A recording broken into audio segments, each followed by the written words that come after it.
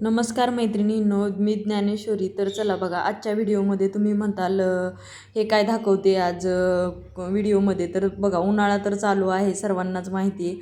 खूप गरम होतं आहे. तर मला असंच झालेलं आहे, कारण मी 3-4 दिवस झालं कंटिन्यू ब्लाऊज शिवत होते, 2-3 दिवस. आणि प्रत्येक ब्लाऊज डिझाईनचा असल्यामुळे वेळ लागत होता.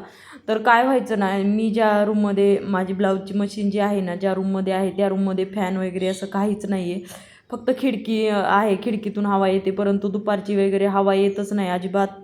हवा वगैरे काहीच येत नाही. तर त्यामुळे मी काय केलं, आज सकाळी सकाळी कामं आवरल्याच्या नंतर ना पहिला कूलर इकडच्या रूममध्ये घेतला, बेडरूममधून इकडल्या रूममध्ये घेतला आणि म्हटलं मगच शिलाईच्या कामाला लागावं. कारण ना मनच लागत नसायचं, खूप गरम होत होतं, डोकं दुखायचं दुपारचं, मशीनवर बसूच वाटत नव्हतं. आणि ब्लाऊज शिवणं तर मला गरजेचं होतं. तर म्हणलं आज ना कूलर लावूनच मशीनवरती बसायचं. तर मी ठरवलं, कारण 2 दिवस मला खूप त्रास झाला उन्हाने, गरम पण झालं आणि ब्लाऊज शिवण्यामध्ये मूड पण राहिला नाही. तर हे बघा, माझ्या मुलीला लग्नासाठी जे घागरे घेतले होते का, तर त्यावरील हे वरचे टॉप आहेत ना, तर ते मला फक्त फिटिंग करायचे होते तिच्या मापानुसार. कारण मी ब्लाऊज शिवत होते आणि तिचं मध्ये मध्ये चाललेलं होतं की मम्मा माझे ड्रेस फिटिंग कर, ड्रेस फिटिंग कर. तर म्हटलं चला आता, दोरा पण होता मॅचिंगचा, तर त्यामुळे, कारण कॉफी कलरचाच दोरा पण होता असा, दोन्ही पण ह्या वरच्या टॉपला मॅच झाला असता. कारण आतल्या साईडला फिटिंग करायची होती, एवढं काही नव्हतं. तर त्यामुळे म्हटलं ठीक आहे, आण म्हणलं तुझ्या आधी कपडे फिटिंग करू आपण. तर मग आधी मी फिटिंग करायला घेतलं आणि एक थोडा ब्लाऊज राहिला होता, ते म्हटलं नंतर स्टिच करते. आणि जसं माप आहे का तर तिचं, तशा पद्धतीने फिटिंग केला. कारण ना ती हाईटला जास्त मोठी आहे, हाईटला म्हणजे हाईट जास्त आहे आणि तब्येतीला कमी आहे, त्यामुळे पोटामध्ये खूप जास्त मला फिटिंग करावं लागते कपडे करताना. आणि जर छोटा घेतला तर खालून पोटाच्या तिथे व्यवस्थित नाही बसत, वरती वरती सरकला जातो. तर त्यामुळे तसं होतं तिचं. माझ्या मापासारखंच माप आहे तिचं पण, हाईटला मग परत कमी पडतात कपडे, असं होतं. तर घेतले, म्हटलं चला असू द्या. 2 ड्रेस तिचे 2 जे आहेत ना, तर ते घागऱ्यावरले टॉप आहेत, तर ते 2 फिटिंग करून घेतले. तर फिटिंग करत असताना ती जवळच उभी होती, कारण ना तिचं असं होतं की लगेचच फिटिंग केला की लगेच घालून बघायचा, व्यवस्थित प्रॉपर बसला की मग सांगायचं. कारण काय होतं, एकदा मी कामाला ही करायला बसले, ते राहिलं की राहून जातं. मग मी तिला परत तसंच म्हणते, जाऊ दे असू दे, घाल असंच ॲडजस्ट कर. आणि आतल्या साईडला ना याला स्टोन असल्यामुळे मशीन खूप मी स्लो चालवत होते, कारण खूप असं त्रास ही होत होता. कारण सुई वगैरे ही करायची, एकच अजून एक एक्स्ट्राची सुई होती माझ्याकडे, 2च सुया होत्या. कारण आता मला ते गावाला जायचं, त्यामुळे मी सुया आणल्या, परंतु ना त्या चुकीचं पॅकेट आलं माझ्याकडे जे आहे. तर जे माझ्या मशीनला बसतं का, तर ती गोलवाली सुई बसते, परंतु आता चपटी अशी चौकोनीमध्ये एक मशीनची सुई आली, तर ते चुकून तेच पॅकेट आलं गेलं, म्हणजे आलं. त्यामुळे मला काहीच करता येणं झालं. आता 2च सुया होत्या माझ्याकडे, म्हटलं त्या 2 सुयावरतीच आता ॲडजस्ट करणार आहे एवढं शिवून. कारण त्यामध्ये जर सुई मोडली तर मग माझं काम अवघडच होईल.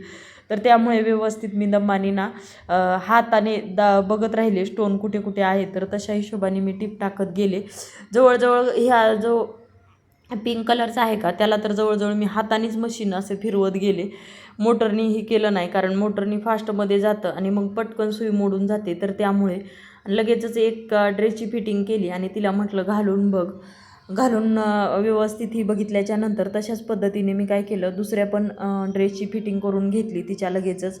आणि बघा, तर ते रुटीन झालं. नंतर दुपारचे कामं वगैरे आवरून ना, एकच माझं ब्लाऊज राहिला होता कटिंग करायचा, लास्ट ब्लाऊज आहे हा शिवायचा.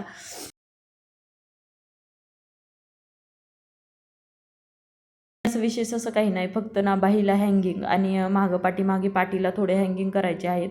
बाकी असं काही नाही. बाकी जसा आपला साधा ब्लाऊज असतो तशाच पद्धतीने अस्तरचा शिवायचा आहे. तर त्यासाठी लगेचच दुपारचे कामं आवरले ना की कटिंगला बसले मी. तर कटिंगला बसल्याच्या नंतर ना, आता कूलर लावला, फॅन असता म्हणजे जरा कमी हवा मारली तरी पण काय होतं, असं कपडा बिपडा उडत नाही. पण कूलर कसा फास्ट असतो, तर त्यामुळे तरी मी थोडी साईडला बसले होते कूलरपासून, थोडं पाठीमागच्या बाजूला, आणि कूलरचं तोंड असं थोडं क्रॉसमध्ये केलं होतं. कारण एवढं उडत होतं ना, मला कटिंग करताच येत नव्हतं. त्यामुळं म्हटलं जाऊ द्या, असू द्या म्हणलं. पण गरम तर एवढं होतं, उन्हाळा खूप आहे, किती ऊन आहे तुम्ही बघू शकता. तर त्यामुळे म्हटलं असू द्या, आज तर कटिंग करून घेतलं मी. तर बघा, आज तरी हे व्यवस्थित कटिंग करून घेतलं आणि यानंतर मेन जो ब्लाऊज पीस आहे का, त्यावरती कटिंग करणार आहे. आणि माझं मापामध्ये कसं होतं माहिती आहे का, छोटंसं माप आहे माझं, आणि ब्लाऊज पीस आहेत का, तर ते जवळजवळ 1-1, 1.25 मीटरचे असतात. तरी मी काही ब्लाऊज पीस आहेत का तर ते काहीचे जास्त असे कट केले नाहीत, बाकीच्या साड्यांचे कमीच केले, परंतु ह्या साडीवरलं केलं कारण पॅच वगैरे डिझाईन कशी करायची का ते पण ही होतं. आणि ब्लाऊज पीसचा ना कपडा वेगळाच होता, थोडासा मधली डिझाईन वेगळीच होती आणि साडीची डिझाईन वेगळीच होती. तर त्यामुळे मी काय केलं, कटिंग करून घेतला, जेवढा ब्लाऊज पीस आहे तर तेवढा कटिंग करून घेतला साडीमधनं. आणि याची ना बाहीसुद्धा छोटीच करणार आहे मी, त्यामुळं छोटीच जशी मार्किंग आहे का पेपर पॅटर्न आहे का तर त्याच्यावरूनच मी कटिंग केली. माझ्याकडे पेपर पॅटर्न ना मी सगळे ह्याचे माझ्या मापाचे तर सर्वच पेपर पॅटर्न असतात माझ्याकडे. तर सर्व पेपर पॅटर्न आधी जवळच ठेवलेले होते, कारण कुठल्या ह्याचं कट करायचं आहे प्रिन्स कटमध्ये की 3 पीस प्रिन्सेस कट आणि कटोरी असेच वापरते मी, कारण प्रिन्स कटचा मी वापरत नाही, खूप जास्त असं चपटं दिसतं, जास्त असा पप येत नाही, मग त्याला कप्स वगैरे लावावं लागतात मग ते व्यवस्थित दिसतं. पण म्हटलं असू द्या, मी 3 पीस प्रिन्सेस कटचा शिवत असते. तर बघा एकाच साईडला याला बॉर्डर होती आणि ती ना पाटीला बॉर्डर पुरत नव्हती, हातालाच फक्त तेवढी. आणि मग म्हटलं बघू पाटीला काहीतरी तेवढीच बॉर्डर वापरून काहीतरी डिझाईन करूया, मी असं ठरवलं.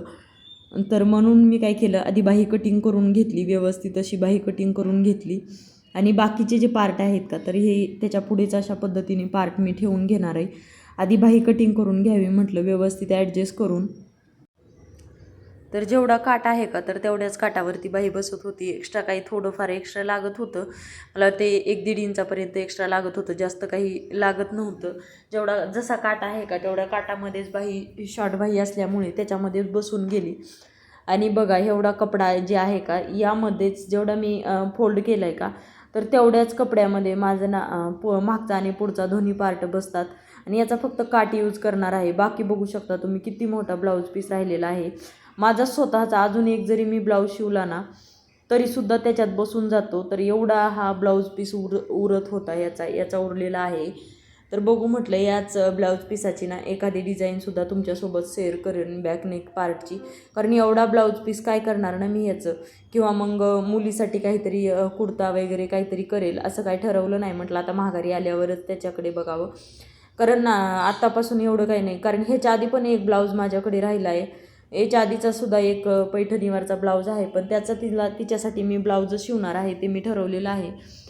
पण ना याचं पण तसंच झालेलं आहे, याच्यामध्ये सुद्धा माझ्या मुलीचा एक ब्लाऊज निघतो, कारण आत्ताचे ब्लाऊज पीस एवढे मोठे मोठे येतात ना तर त्यामध्ये एका ब्लाऊजमध्ये माझ्या मापाचे तर 2 ब्लाऊज निघतातच. तर बघा सर्व पार्ट मी एक एक करून व्यवस्थित कटिंग करून घेतले. आणि बघा एवढा ब्लाऊज पीस राहिलेला आहे, त्यातील फक्त मी काट यूज करणार आहे, बाकी काहीच नाही. म्हटलं सध्याचा तसाच ठेवा, जसा काट लागतो तसं कट करून स्टिचिंग करतानाच कट करून घ्यावा. आणि अशा ह्याने मी सर्व कटिंग करून व्यवस्थित ना सर्व पार्ट मी कटिंग करून ठेवले. आता लवकरच याचा स्टिचिंग करणार आहे ब्लाऊज, व्हिडिओ आता बनवणं झालं तर बनवणार आहे, नाहीतर नाही. तर चला आजचा तुम्हाला माझा ब्लॉग कसा वाटला मला नक्की कमेंट करून सांगा. व्हिडिओला लाईक करा, शेअर करा आणि सबस्क्राईब करा, आणि हो हाईप देखील करायला विसरू नका. तर चलो बाय, टेक केअर, धन्यवाद व्हिडिओ लास्टपर्यंत पाहिल्याबद्दल.